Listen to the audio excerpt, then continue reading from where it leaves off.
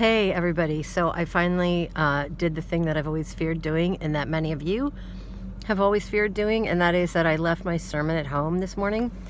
I usually, I tend to print it out separately from the rest of the liturgy. I don't know why, I've just always been in that habit because I create the document separately.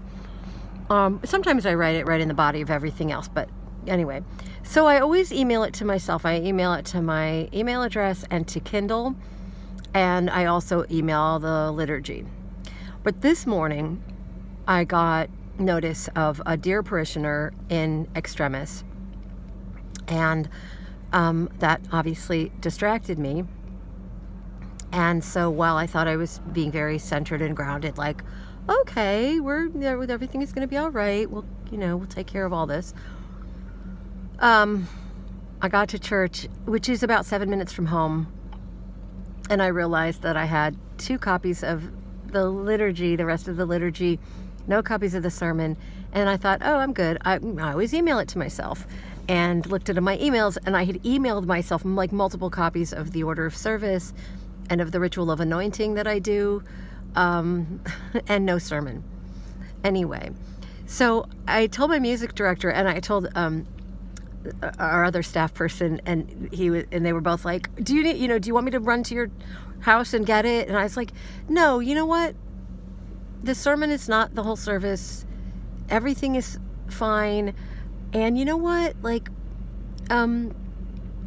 if you rush or if I rush, it's just going to be like somebody's going to end up coming in late to the service, sweaty and all anxious, and nobody needs that. We need to just be present and be fine. And I was thinking to myself, like, I love my congregation.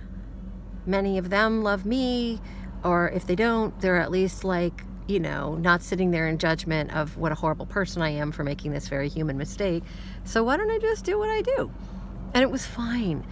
But the whole point is that because I made a decision to just not have an anxiety attack and not spiral into this horrible sense of panic and self-hatred or self-recrimination, it made a huge difference in my being able to be calm enough to sit with my pad of actual paper, right before the service and just write a few key talking points.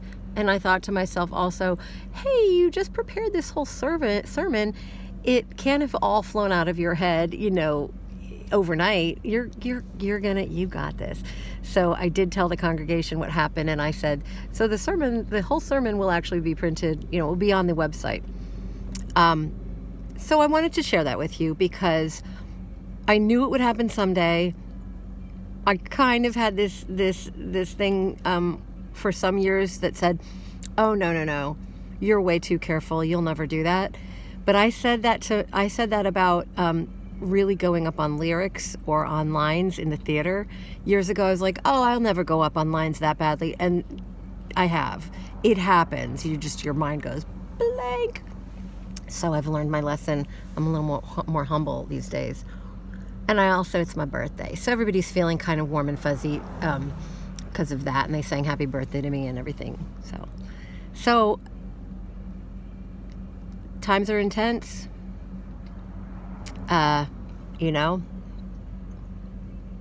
Thinking about all of you, all of us in ministry. It is just an incredible time for decency, love, compassion, respect. We had a woman in our church a Haitian woman who was there and I was just like, that whole comment about shithole country. So it certainly generated some conversations at coffee hour. We do what we can, right?